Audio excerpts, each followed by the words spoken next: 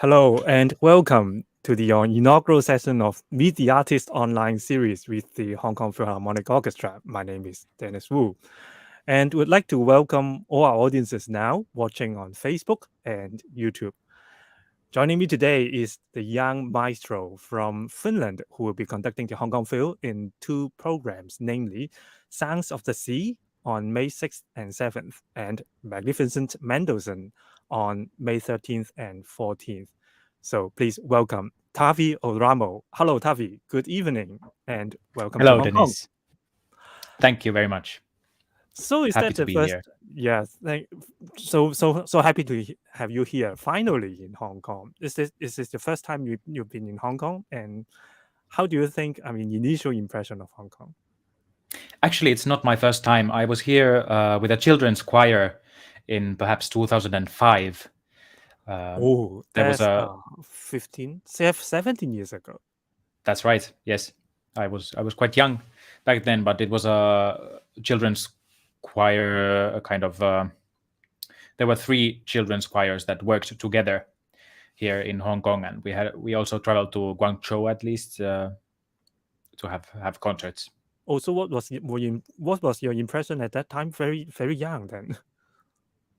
It was my first time so far abroad, and I was very impressed. Hong Kong is a very special city. Already the way it's built and the way it looks, and also the climate. Yeah, so this time would be in a totally new capacity and also new role here. So welcome again. And so finally, we have you with us, and after such a long COVID time. And how was the journey there? Are you traveling from Helsinki? Yes, I traveled from Helsinki, but I had to spend 2 days in Singapore because of the flights. But I enjoyed my time there, so no problem. Yeah, so it's quite a long journey, right? It's still longer than usual. Yes, that's right. Also because the flight routes have changed. So to all who have just joined us, I'm now talking with Taavi Oramo, who will be conducting the Hong Kong Philharmonic Orchestra in May. You're welcome to join the discussion also in the comment boxes on Facebook and YouTube, and I hope we can bring a few questions for Taavi during this online Meet the Artist session. So please welcome to leave a comment there, and we'll start talking. Keep talking, but if there's time, we will try to take some comments from the audience also. So, Taavi, can you share a little bit how's everyday life now in Finland? So, is for us, for Hong Kong people, I think a lot of people cannot travel for the past few years. So, how's life been there in Finland? Right now, life is relatively normal. Orchestras have started working again. People are out and about, and really the whole focus has shifted elsewhere from COVID in Finland. So it's becoming quite normal life now, right? Yes, that's right. But do you still notice about the infection numbers or the news? Is the news still coming about the disease? Yes, the situation is being monitored in the media quite closely, but it's not a huge issue anymore in the public discussion. And of course, for us in Hong Kong, we also experience some long concert hall closures. I mean, the virus has some important impact on the concert life. So we are now coming back to the concert stage finally. And how about the concert life there? I mean, in Finland, and how's concert going and performance is like now in Finland? And maybe if you can share perhaps more in Europe broadly. Yes, I don't really know that well about Europe broadly. I have worked in Sweden and Finland mainly this season, but in Finland, the people are coming to concerts, but of course especially older people are still very careful. And when I look back at 2019, Finnish orchestras were doing in general really well. The shows were sold out, and everything was really really good for classical music in general. So we are not there yet, again, and it will take time to rebuild, definitely. So and take time to let the audience coming back to the concert hall, right? Yes, that's right. To build again the habit and habit of going to concerts, and but I'm fairly confident that will happen. It has already started. That would be great. But is there anything that would like interrupt people coming to concert? Like, for example, if they have to wear a mask, or if they have to do the queuing or the testing, is there any restrictions that put people that would be, I mean, asking the audience to do something before they come to the concert? In Finland, we never got to testing at events for some reason. That was not part of the policy in Finland. I think people in general are quite happy to wear masks and would even think that would be a positive thing. Less people would come if people didn't wear masks in concerts, I feel. So it seems that is getting back normal gradually also, and hopefully that by some time we get used to the rhythm of life, and also we'll come back to concert hall again. And of course, I think we have to look more onto the musical side, especially with Taavi, who is, I mean, the attention would comes to you as a double role of being a conductor and also a singer. And with that, sometimes you have a programming that would call for both for you doing at the same time. So how do you begin as a singer first? Well, as I said, I came to Hong Kong as part of a children's choir. So I've been singing in choirs basically my whole life, and also in professional ensembles. Now later, I've been studying slowly all the time and keeping that as part of my musicianship.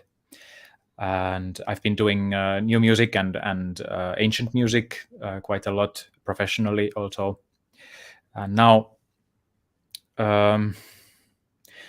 it happened quite naturally, this double role thing. My spouse Heta composed this suite of songs, and she made an orchestration of it. And I was thinking, where should I perform it, and so on. And then I wanted to try doing both at the same time. There are some others that do it. It's quite physically challenging. It's a sport. You need to be in good condition. But there are, I think, some benefits, some real benefits to it as well, to have no middleman, so to speak. Yes, I think as a musician, this always requires quite a lot of stamina. I mean, body stamina, and especially when you're not only conducting but also performing, that would require a lot of more attentions to the body, because your body would be your machine. I mean, your instruments as well. So it would be a very interesting combination. I mean, to be a conductor and also a singer at the same time. And so I think you would be also doing one piece. You mentioned a little bit that you would sing and conduct together. But maybe I pause it for a while because I want to share a music of you as singer. So the first concert you will be conducting Debussy, but you've also sung Debussy's melody once on a video. So maybe I'll share with you. I'll share with our audiences. So that would be the Debussy's melody, sung by Taavi Oramo.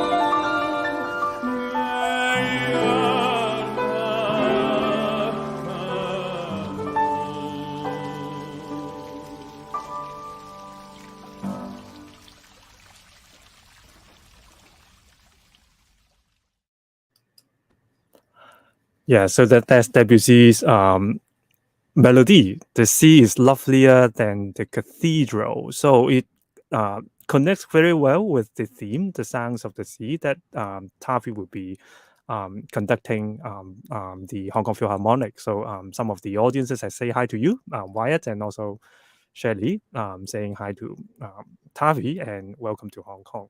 So if there's any comments and if you want to ask Taavi a question, please just leave it on the comment. So if there's time, we will try to pick some from the audience. So we just listened to a melody by Debussy. Actually, it connects very well with the concert title. I mean, the concert theme that you'll be conducting first on May the 6th. And you also mentioned that there's a very contemporary piece, actually new work to be first Asia premiere in Hong Kong. That is Ida Aho's three songs to poem by Edith Södergran. So you will be singing and conducting together, right?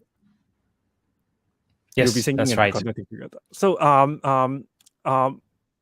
did you both how do you manage that? I mean, doing the singing and conducting at the same time.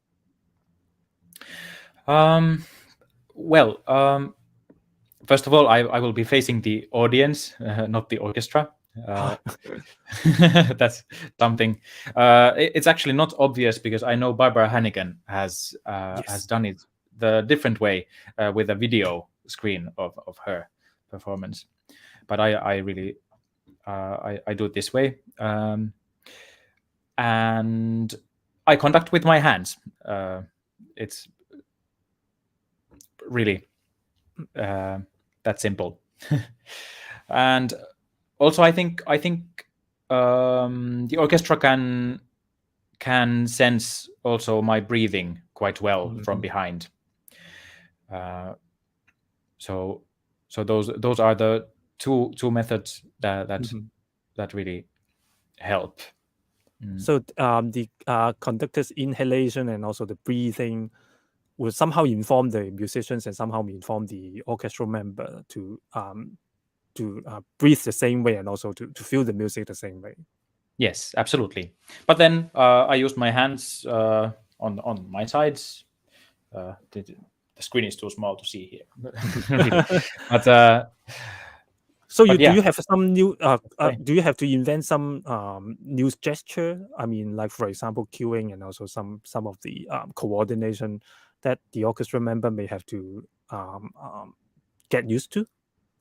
In the works I have performed, not really. It really becomes more like chamber music, I feel. This way, the players have to be a little bit more. I'm blanking out on the word, but a little bit more active. Bring themselves to the table a little bit more, and I don't really see that big problems. Of course, the orchestra loses the communication of my face. That's something that is definitely lost. But those things and also cueing and stuff like that is fixable by just rehearsing. And I think that also the music is also very interesting. This is also a new piece, but this poet is actually a century ago, and you are singing not in Finnish but Swedish. Why is that? Why is that poet? And can you introduce a little bit of the poems that in these three songs? What's the background of that? Yes, so Edith Södergran was a very important modernist poet in Finland. She has a great body of work, and she's very important to many people, both Swedish speaking and Finnish speaking. So she is part of the Swedish speaking minority of Finland. She died quite young of tuberculosis. And that's what the last song of this series is really about. It's about her poems, her work being a revenge against death itself, because she knew that she would die quite soon. So a little bit of somehow like a self prophecy. Yes, it's she takes revenge on the universe for her death. I see. So also there's also some close relations between Finland and also Sweden during the late 19th century to 20th century. But I don't know if learning Swedish something very close to the life of being a Finn. Yes, we all learned some Swedish in school. So it's part of the basic, right? Yes. Yes, it is. So interesting. Actually, Swedish and also Finnish is actually quite remote from most of the languages that are used in Hong Kong. And what I know is that Finnish is actually one of the most difficult language in among European languages. So also about the history. The close relationship between Sweden and also Finland, and also you program this piece is also because of his close relationship to the sea. The first movement is the strange sea, and I find the words quite interesting. The vision is quite thought-provoking. How do you think about the first movement? The first song as the opener. Yes, for me, it's about something. It's for me the sea in that poem is a symbol of unrealized things and the unknown future, which in this poem is very strange and foreign and weird. And it seems that it transported us to a imaginary world and to a sea that is quite unknown to us. Yes, it's also about having a yearning for magical things or things that only happen in fairy tales. Yeah. So you earlier also performed this song in a very special video. The vision, I mean, the visual of the video is also very strange, and not to say strange, but very impressive actually. So maybe I take this time to share with the audience this very special piece by Hita Aho, which is the first movement, the string C, and also sung by Taavi Oramo. And in this version is the piano accompanied version, but you'll be singing with the orchestra in Hong Kong. So let's have a look. Let's have a listen to our host piece.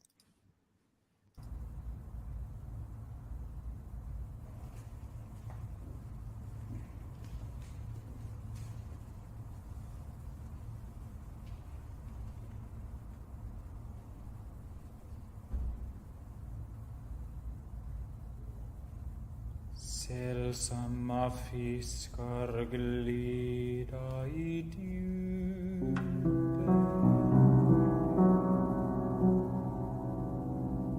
okända blommor lysa på stranden.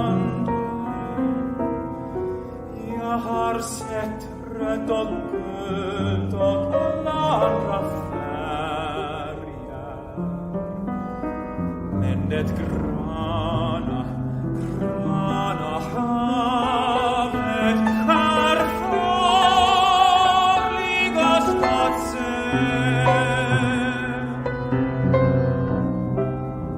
Det gör en törstig och vaken på väntande äventyr. Vad som har hänt I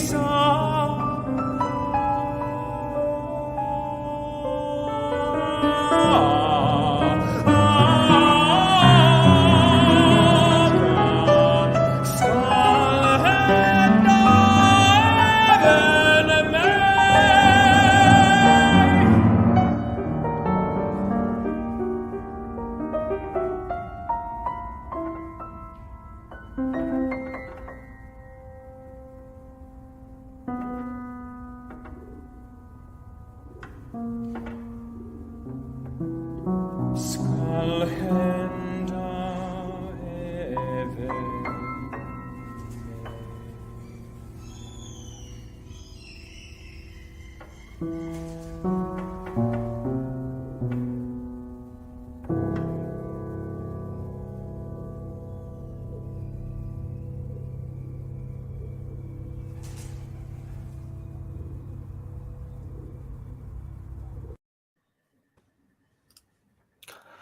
So that was Hita Aho's 3 songs to poems by Edith Södergran. So performed also by Taavi Oramo on piano. And so Taavi will be singing this song together in three different songs by this very contemporary sounding and transporting you to another landscape. So there's 3 songs by Hita Aho. The recording is also very interesting. You can hear some of the background with the watery sound, like water still flowing in the background. So you did it in purpose, right? Actually, no water in this recording. The BBC one has. But there are seagulls and some pigeons that lived in that space. That got caught on tape. On that recording. So that's the natural surrounding. I mean, the sound is the natural surrounding happening there. Yes, and so these are live performances that have been recorded and filmed in a cinematic way. It's part of a larger project that Eloa culture company that I'm involved with has been doing. So for the interested audience, please search out Taavi Oramo's YouTube and also on Google. You can find these interesting videos and also very captivating visuals online. Especially if you'd like to hear more about Taavi singing, please come to the concert on May 6th and 7th. So Taavi will be singing this Asia premiere of Hita Aho's new work, very contemporary, but also with a interesting and image-provoking background by a Swedish young poet. This is a rather contemporary side, and actually you have a more contemporary side and of avant-garde side of you. But before we move on to the avant-garde spectrum, avant-garde and the spectrum, maybe I move a little bit to the classical. And as you said, also you've been also working on early music. The second concert you'll be doing with the Hong Kong Phil would be on Mendelssohn, and actually you've been growing in a very musical family, because your father is a very famous conductor, Taavi Oramo, and a lot of Hong Kong audiences remember and know him very well also. So how has he influenced you as a musician and as a father, and how is life look like in a family like with Taavi as your father? Well, Sakari is actually not the only one. My mother is an opera singer, and also, maybe most importantly, my grandmother was a pianist, and I had the great pleasure of playing with her, and that's actually one of the most formative things that I have experienced as a musician. She was a great pianist, and we played a lot together. Also, I played a Mendelssohn violin sonata on a clarinet, F major violin sonata, with her. When was that? I mean, like in the age of 6 or in the age of 10 or something like that? Later, for clarinet, so perhaps 8 years ago, or something like that. And so is that music making is very core to the family life? Well, actually, at home, not really. We don't make music together at Christmas or at family events like that. But of course, I have been present at so many concerts of my parents and also my grandmother. That has, of course, had a great influence on me. And I have been watching my father conduct since I was very little. So obviously that will impart something. So when did you recognize that you want to be a professional musician, just like your father and mother did? It mostly just happened. I played the clarinet, which I enjoyed a lot. And what happened was that I was in a high school that focused on natural sciences. So I had also a plan to become a doctor or an engineer. But then what happened is that I got in the youth department at Sibelius Academy, which is for people under 18, way to study with professionals. And my social circles became that, the chamber music courses of the youth academy. So then it was very hard to leave those social circles. It became impossible to not become a musician. That's my story. So let me take time to have an audience question, because it's very related, and so thank you very much for sharing. And can you tell us a little bit about the music education in Finland? And so where does all the great Finnish conductors come from? That's a good question. There are many factors that play into that. I just mentioned the Sibelius Academy Youth Department. Unfortunately, it does not exist anymore. But back then, Jorma Panula, the famous Finnish conducting professor, had this very informal, very low-key weekend sessions with youth department people. So these are people under 18, from maybe 10 to 18, aged 10 to 18, and the idea was that everyone brings their instruments. There is some music there, prearranged, and everybody tries conducting. And that's something that existed for a very long time. And many people got started that way. But is there any special reason to ask every student to do conducting? Is it because of the leadership or because of how you feel the music as a leader? What quality are more important in this kind of training? I think that's there were many goals for that kind of thing. One was to show people. I think it's very good to for everybody to understand what it's like to conduct.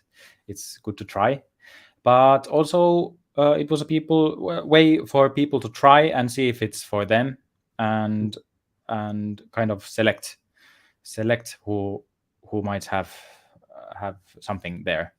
And I think also Jorma Panula was a really great teacher. He still teaches, not in the past tense, although he's 95 years old, I think. But he had a way of starting people very young, studying conducting. That's one factor. Also, in general, the Finnish conducting school is very much about the craft, but in a non-obvious way. We don't really get told what to do exactly. The idea is for everybody to find their own way. There are certain things that are demanded, certain basic things that are very strictly demanded, that have to work, but mostly you are supposed to find your own way of doing it. So there's no book you can read or about technique and so on. But you have the constant exposure to different roles of being a musician. Is that so? Yes, I absolutely think that's a very valuable thing. And also in the Sibelius Academy, the system of having a student orchestra for the conducting students to conduct is a thing that's a really big factor that has been copied all over the world, but in the scale that it's in Sibelius Academy, it was kind of invented there by Jorma Panula. I see. So so you also picked up music quite early in your life. So maybe it's also like Mendelssohn. I mean, Mendelssohn has been a very young musical talent. So how did you encounter Mendelssohn's music? Do you remember the first time you hear? What's the feeling of hearing first time the Mendelssohn's music? I can't remember the first time I've heard Mendelssohn. Partly because I've been going to concerts since I was 2 years old, so no idea. And some, so it's hard to tell. But I remember getting to play the Fourth Symphony myself, and loving it. I'm a huge fan of Mendelssohn. For me, his magic is really in the detail, in the very small twists and turns that he writes, harmonically, and counterpoint wise. And for me, that's quite unique. And also, I think his music has perhaps it's something in the orchestration that it has a very very specific kind of sound, kind of timbre. You mentioned that you played also the Italian symphony. May I ask if what instrument did you play at that time? You played both violin and also clarinet. Is that so? Violin, not really. Clarinet. I see. So you played as also in the student orchestra in the Sibelius Academy, or later in life? I did work as a professional clarinetist. I have played as a soloist and so on. I don't do it that much anymore, just because keeping it up, keeping the muscles in condition for that takes quite a lot of time. And this time you will be working with another very young pianist of Hong Kong, Aristo Sham. I know him I've been knowing him for quite a long time as an international prize winner when he was only 10 years old. So he's now in his 20s. But what do you think about starting musical education, or musical career that early, like you yourself and like Mendelssohn himself? What is the best and what is the worst of being a professional musician in early teens? There are many factors that go into that. There's no really cookie cutter answer to that. I think I would say that in any case, being an artist never stops. You can never stop developing yourself. And starting early, for some people, I think at some point it might become difficult going if you start very early. I personally, I have some friends that are like that. But if you can keep going and live a healthy life, then no problem. It's a wonderful gift to kind of have the mechanics of something very early on, and it's a wonderful platform to build on. And also, just like you mentioned, there's not a textbook on how to be a musician in the academy. So you have to find your way. You have to find your musical profession or musical interest or the direction yourself also. Yes, absolutely. And so that's why our audience says, no wonder so many young Finnish conductors around here. And there's from Leo Sito. Do you like Sibelius Violin Concerto? A lot of Hong Kong audience and also me myself personally like it very much. I think yes. I think you would also be because Sibelius is a statement also. How do you like it? I love it. It's really, really important.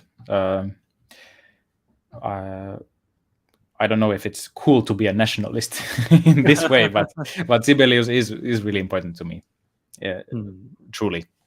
And the violin concerto is very special. The Sibelius violin competition is coming up, so a lot of Sibelius violin concerto also. It's also in just a few weeks, I think.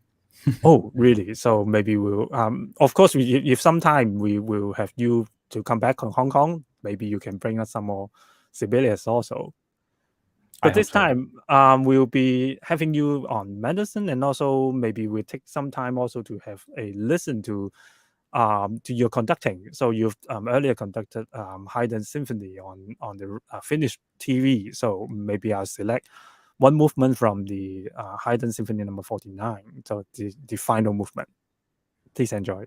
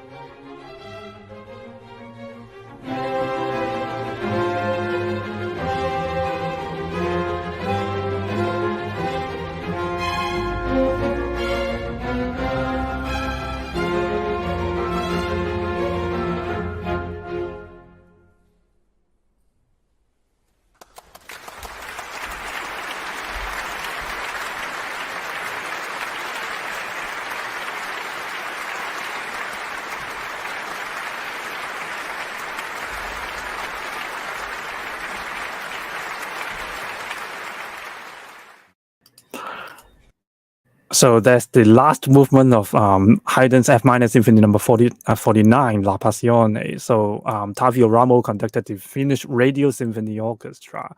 Before the last part, may I invite the audience, if you have any question to Taavi Oramo, please leave the comments in the comment box. I saw one or two that maybe we'll pick some up for Taavi to share his views. So the final part of this interview would be more on Taavi's another side, which is very exciting actually. So you are not only singing contemporary pieces, but also you worked on extensively on electronic keyboard and also as a band member. So you have a band called Turler. Is that the case? Correct. Yes. So can you introduce a little bit about your band? So is with a lot of electronic instrument, right? Yes. So Todalab got started by a group of friends. We are all woodwind players by chance mostly, and it's built around the combination is very interesting. Woodwind players. Yes. So you play clarinet? Yes, I play clarinet. There's bassoon, oboe, and flute player who also plays shakuhachi very well, Japanese flute. And we all also do electronics. And our main kind of thing that we are very good at, I can say, is improvising, starting from nothing, from no plans at all, and coming up with something with this combination. And around that, we have built many collaborations also with musicians from other genres, and also with dancers and actors and poets. And it's something that I find very important for my musicianship also, because I really get to put my hands in the mud for other genres than classical music, and also to make something new. It's strikingly different from a path of being a classical musician. But you also mentioned that all the players play a woodwind instrument, and you also play on a lot of electronics. Are all the players also fluent in the sound of electronic world? And as you say, it's very contemporary EDM style. Is there every musician's coming from a similar background? We have really our personal approaches to electronics, and that's the way I think it should be. There are so many paths you can take with the electronics, and you cannot master them all. So we really have our own roles, so to speak. Can you introduce a little bit about for example, your role? Because sometimes I see is that sometimes you also play on the clarinet, but you have a lot of electronic instruments with you. Now, how is that? How is the division of work? Well, my two specialties are perhaps live effects. I really like playing with live effects and playing with someone else who is playing an instrument, and I am doing live effects with them. And the second thing I'm really specialized in is live sampling and using that to come up with sounds and really pieces of music. So someone plays something, I grab it, I record it, and do something with that. And the thing I like most about working that way is that there's a big element of chaos. You really don't know what's going to come out of the speakers in the next moment, but it's also manageable chaos. So in the best case, you get something that is kind of complex, but still is very approachable and becomes a real composition. You said also because it would invite you. I mean, it would invite you to collaborate with a lot of different artists in different genre. How do you think is important in your artist life? In general, I feel that for classical music and art, it's important to fight to be relevant, to always look for new audiences. This is my way of doing it. There are many other ways of doing it. You can do it by also only playing the classics. I think that can work as well. But this is my way of doing it, creating something new with the background of the great tradition that we have. Yeah, so maybe I should also sample one examples from Turtle Lab and also with Taavi playing in the band. The background is that you've performed this concert in Helsinki's airport hangar. So it's Turtle Lab in hangar, and also you collaborated quite a lot with other artists, and with that I've accepted with a pop singer duo called Karina, and the vision is also very interesting because it's from an airport hangar. So may I accept this to share with our audience, so with Taavi and also with his band.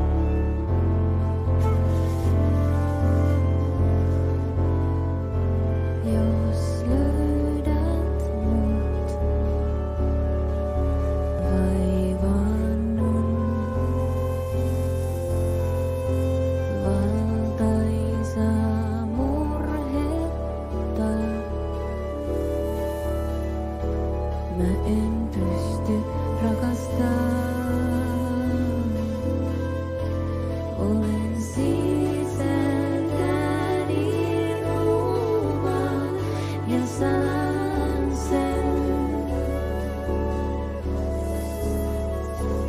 pelkään olevani turha, jos täytän sen. Ja vaikka pyristelen pois mun pelossa,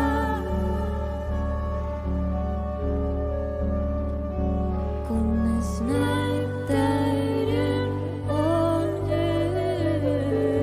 yksinäinen.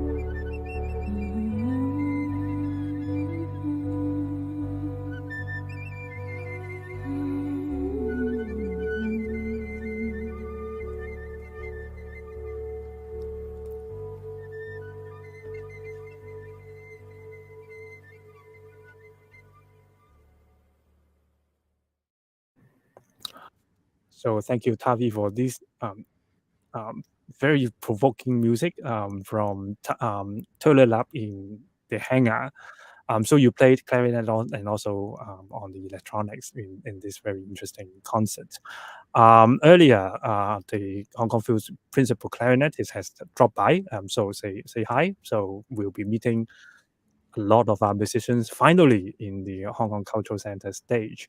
And maybe we have time to take one more question from the audience. So that's an audience asking, going back to classical music world. So which Sibelius symphony is your favorite? I usually don't pick favorites, but I do have to say that the Seventh Symphony does something very strange to me every time I hear it. So the Seventh.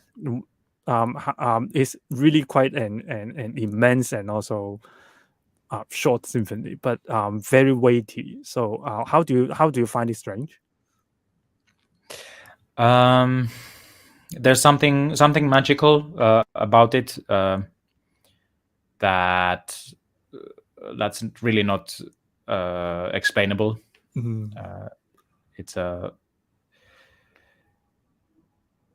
It's a huge piece of work, despite being so short, under 20 minutes, I think. Yes, usually. But very organic and also so naturally grow. But it's also it seems that it put a very gigantic end that leaves you nowhere actually after hearing that. Exactly. With just 20 minutes something of symphonic music, but that weight puts you quite on to something very serious that Sibelius want to say. Yes. Well, thank you, and thank you, Taavi, for joining us in this new Meet the Artist online session.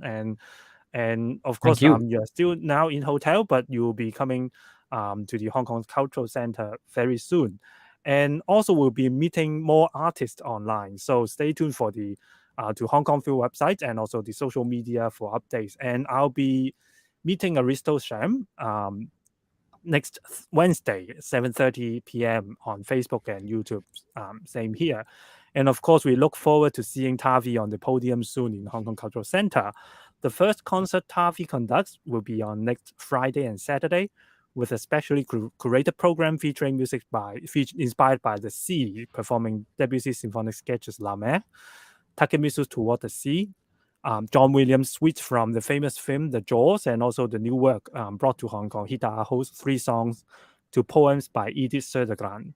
And on May 13th and 14th, Taavi will conduct the Hong Kong Phil with an all Mendelssohn program, including a very interesting concert piece featuring clarinet and Passett horn performed by Andrew Simon and Lorenzo Iosco, the first piano concerto with Aristo Sham, and finally the bright and cheerful Italian Symphony. And we hope to see you there in the concert hall as we are finally going back to the stage. So get a ticket at Uptex. Now, once again, thank you, Taavi, to share with us tonight. And with that, I hope you all have a good evening. Thank you. Thank you, Taavi. Thank you. Thank you very much. And bye-bye. Bye-bye.